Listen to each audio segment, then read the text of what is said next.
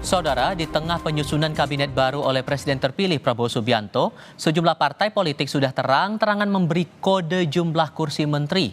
Partai Golkar misalnya bilang berharap mendapat jatah menteri dengan jumlah sepadan. Jelang sebulan pelantikan presiden dan wakil presiden terpilih, sejumlah partai politik semakin terang-terangan bicara kursi kabinet. Politisi sekaligus wasekjen Partai Golkar, Putri Komarudin bilang perihal jumlah kursi menteri di kabinet mendatang akan diputuskan oleh Ketua Umum Bahlil Lahadalia. Golkar berharap mendapat jatah menteri dengan jumlah yang sepadan. Kalau soal nama-nama itu kita menyerahkan full kepada Bang Bahlil sebagai Ketua Umum. Jadi kita percayakan beliau pasti mengetahui kader mana yang memang pantas ataupun siapa yang akan beliau ajukan dari Golkar untuk menjadi kandidat menteri dan juga calon wakil menteri. Untuk porsinya berapa banyak kira-kira? Kalau porsinya tentu kita berharap ya pasti lebih banyak daripada apa yang Golkar dapatkan hari ini. Tapi kan tentu itu hak prerogatif presiden untuk berapa jumlah yang akan diberikan kepada Partai Golkar. Namun kami mempunyai komitmen yang sama, kita akan terus mendukung pemerintahan Pak Prabowo Mas Gibran sampai akhir. Sementara Ketua Umum Partai Nasdem Surya Paloh yang mengaku sudah sering bertemu Prabowo dan menjalin komunikasi bilang menghormati keputusan Prabowo terkait kursi kabinet di pemerintahan mendatang. Paloh beranggapan Nasdem bukan prioritas untuk mengisi kursi kabinet Prabowo Gibran. Komunikasi dengan saya selaku Ketua Umum Partai Nasdem itu sudah lebih paling tidak mungkin 2-3 kali sudah. Saya mengutarakan pada Pak Prabowo,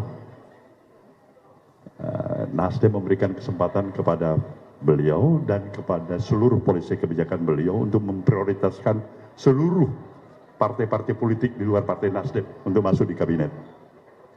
Artinya Nasdem bukan prioritas. Gerindra juga angkat bicara soal jatah menteri. Ketua Harian Partai Gerindra, Sufmi Dasko Ahmad menyebut hanya sedikit kader Gerindra yang bakal mengisi kabinet di pemerintahan Prabowo Gibran. Saya juga belum tahu progresnya sampai mana, karena itu adalah hak prerogatif daripada presiden terpilih. Nah, beliau pada saat ini memang berkonsentrasi untuk menuntaskan nomenklatur, menuntaskan jumlah, dan menuntaskan kriteria yang akan mengisi kabinet yang akan datang. Demikian. Kalau dari Gerindra sudah ada nama-namanya, tapi mohon maaf belum bisa dipublikasi. Berapa dari Gerindra? Ya dari Gerindra sedikit lah, sedikit nggak banyak. Sedikitnya? Sedikit. Tapi ya kan itu dinamis, masih dalam penggodokan. Demikian.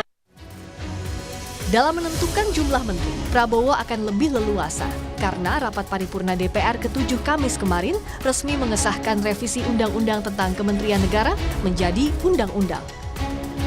Salah satu poin penting dalam Undang-Undang Kementerian Negara ini, yakni Presiden memiliki kebebasan penuh menambah jumlah kementerian sesuai kebutuhan.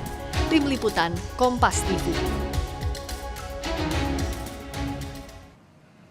Kenapa Golkar menganggap layak mendapat jatah lebih pada menteri pemerintahan baru nanti? Bagaimana pula pembahasan di Koalisi Indonesia Maju soal ini? Kami akan diskusikan bersama Wakil Ketua Umum Partai Golkar Nurdin Halid dan Direktur Eksekutif Lingkar Madani Indonesia Ray Rangkuti. Selamat sore semuanya, apa kabar? Selamat sore. Terima kasih semuanya sudah hadir. Saya koreksi dulu ya, sekarang saya bukan lagi Wakil Ketua Umum Partai Golkar, sudah itu lama. Oke. Politikus Partai Golkar. Oke, sebagai mewakili Partai Golkar, terima kasih sekali lagi Pak Nurdin sudah mau bergabung bersama kami. Saya sempat berbicara dengan Mbak Putri waktu itu di DPR dari kutipan wawancara saya tadi. Selain karena alasan konsistensi Golkar mendukung Prabowo Gibran, apakah ada alasan lain yang membuat Golkar merasa yakin dan layak untuk mendapatkan porsi menteri lebih banyak di pemerintahan baru nanti, Pak Nurdin? Begini, yang pertama, kita sering mendengar pernyataan Pak Prabowo, bukan hanya sekedar pernyataan, tapi itikat semangat juang Pak Prabowo untuk bangsa ke depan ini menuju nasional lebih baik, maka beliau mengusung sekarang keberlanjutan. Artinya, apa yang telah dilakukan oleh Pak Jokowi selama 10 tahun, yang baik itu akan dilanjutkan oleh beliau, yang kurang akan diperbaiki. Nah, untuk proses pembangunan perlu stabilitas politik. Nah, Golkar adalah salah satu partai yang pemenang di Koalisi Indonesia Maju. Jadi Golkar itu di 102 kursi, itulah jumlah yang sangat signifikan untuk menjaga untuk menciptakan stabilitas, menjaga seluruh kebijakan yang akan dilakukan oleh Pak Prabowo Gibran dalam membangun bangsa ini. Oleh karena itu sesuatu yang sangat wajar, tapi tetap pada keputusan kepada Pak Prabowo. Jadi ketika misalnya eh, Golkar mengharapkan minimal 5 menteri, itu adalah sesuatu yang sangat wajar, tetapi semua tergantung kepada Pak Presiden. Kita tidak pernah, Partai Golkar tidak pernah memaksakan kehendak dan tidak akan menuntut. Kita hanya bermohon, mengharapkan, terserah Bapak Presiden. Dan Ketua Umum kami, Pak Bahlil sekarang, adalah sangat komunikatif dengan Pak Jokowi, sangat komunikatif dengan Pak Prabowo. Tentu beberapa hari datang, itu beberapa lalu juga hampir setiap saat ketemu Pak Prabowo. Oke, Tentu menyerahkan partai, sepenuhnya itu kepada akan terus Pak melakukan- Prabowo, tapi beberapa kali kode disampaikan, baik itu Pak Erlangga dan tadi Mbak Putri juga menyampaikan berharapnya bisa lebih lah dapat jatah menteri. Jadi pengennya berharapnya berapa, Bang? Ya, kita mengharapkan minimal 5 menteri, jadi proporsional lah. Nah, apalagi sekarang ini ada kewenangan yang diberikan oleh undang-undang kepada Bapak Presiden terpilih untuk menentukan jumlah kabinetnya berdasarkan tantangan bangsa ke depan. Seperti kita pahami bahwa ini tantangan ke depan bangsa kita itu tidak ringan, itu berat sekali menghadapi global warming, krisis energi, krisis pangan dan sebagainya. Dan Pak Prabowo, saya yakin adalah beliau akan fokus bagaimana mengantisipasi agar sekalipun suatu krisis terjadi, tapi tidak itu Indonesia tidak mengalami krisis tersebut. Nah, oleh karena Oke. itu maka kabinet beliau tentu kabinet yang antisipatif terhadap tantangan satu. Kabinet yang antisipatif terhadap perjuangan kita untuk menuju Indonesia emas. Oke. Jangan sampai mimpi cita Indonesia emas itu tidak akan tercapai karena Bapak Presiden tidak diberi waktu yang luang, diberi ruang yang cukup untuk menentukan kabinetnya. Oke, Bung Rey menangkap kode ini, pesan apa yang sebetulnya mau disampaikan Golkar ke pemerintahan baru nanti? Ya pesannya jelas bahwa Golkar ingin lebih kursi kabinet itu lebih dari 5. Kalau sebelumnya kan per Maret seingat saya di masa kepemimpinan Pak Erlangga itu Golkar dengan terus terang mengatakan setidaknya mendapatkan 5 kursi anggota kabinet gitu. Nah seiring dengan perkembangan seperti sekarang ini ya Golkar menginginkan kalau bisa ya lebih dari 5 lah. Mungkin 7 gitu ya atau 8 gitu. Nah itu juga mungkin disebabkan karena revisi Undang-Undang Kementerian Negara. Dengan revisi Undang-Undang Kementerian Negara memang terbuka luas bagi Golkar untuk mengusulkan mendapatkan kursi lebih dari 5 itu. 5 itu kan asumsinya karena jumlah kementerian masih maksimal itu masih 34. Nah kalau dibuat 44 ya tentu apalagi kemudian Gerindra menyebut mereka akan mengecilkan jumlah kursi yang hendak mereka ambil, ya artinya terbuka peluang bagi partai-partai yang lain untuk mendapatkan kursi lebih. Sebab partai-partai baru katakanlah seperti PKB, PKS, dan Nasdem kan paling hebat dapat 2, mungkin PKS 2, PKB dapat 2, Nasdem dapat 1, itu masih 5, masih tersisa setidaknya 5 kursi yang kalau betul diwujudkan rencana Pak Prabowo untuk menjadikan jumlah kementerian itu mencapai 44 kursi gitu. Peluang Jadi masih partai ada baru bergabung ke koalisi itu juga menurut Anda masih ada terbuka peluang itu? kan memang salah satu tujuan untuk merevisi undang-undang itu akan adalah untuk memasukkan partai-partai baru ini kan. Sebab kalau masih 34, Golkar minta 5 misalnya ya, PAN minta 3, Demokrat minta 3, memang 3-4 itu agak sempit gitu. Maka diperlu sempit dalam pengertian agak sulit tuh partai-partai baru untuk masuk ke dalam gitu. Kalau 3-4 dipakai, nah dengan memperbanyak jumlah anggota kabinet, maka potensi partai-partai baru ini untuk masuk ke dalam kabinet malah meningkat di angka 80% menurut saya. Oke. Ini soal nanti kecocokan saja orang-orangnya dan sebagainya gitu. Nah dalam konteks masih ada 5 seperti yang saya sebutkan itu tadi, kemungkinan kursi kosongnya yang diperebutkan, ya itulah mungkin yang salah satunya diincar oleh Golkar. Oke. Dari 5 yang mereka minta, ya setidaknya mungkin nambah jadi 2, jadi 7 gitu. Dan masih ada 3 kursi lagi yang sebenarnya apa istilahnya itu ya memungkinkan untuk diperebutkan lagi gitu. Oke, Pak Nurdin, ini kan total 10 partai yang bergabung di KIM, 7 diantaranya adalah partai yang lolos di parlemen begitu. Sejauh mana sebetulnya pembahasan di internal KIM soal porsi menteri ini di tiap partai? Jadi KIM ini sangat solid ya, komunikasi politik sangat intens dan penuh dengan kekeluargaan. Tapi semuanya itu kita tidak pernah memaksakan keadaan, itu semua diserahkan kepada Presiden terpilih, dan itu hak prerogatif beliau. Dan kita punya keyakinan sangat kuat bahwa Pak Prabowo itu memiliki komitmen kebangsaan yang sangat tinggi dan beliau adalah patriot sejati dan Pancasilais dan beliau selalu menciptakan suasana hubungan kerjasama dan tidak menciptakan lawan dan tidak dendam itu. Nah, oleh karena itu komunikasi sangat baik dengan Pak Prabowo, komunikasi dengan Kim juga sangat intens dan sangat kekeluargaan. Tapi semuanya sepenuhnya diserahkan kepada Pak Prabowo. Koalisi Indonesia Maju tidak ada satupun partai yang melakukan apa istilahnya mendesak kepada Pak Prabowo. Semua diserahkan kepada beliau karena kita semua punya keyakinan bahwa Prabowo ada seorang pemimpin yang memahami anatomi Indonesia. Nah, ketika seorang pemimpin anatomi Indonesia, maka dia mampu merekrut SDM yang ahli di bidangnya. Dan itu kita punya keyakinan tentang itu. Oke.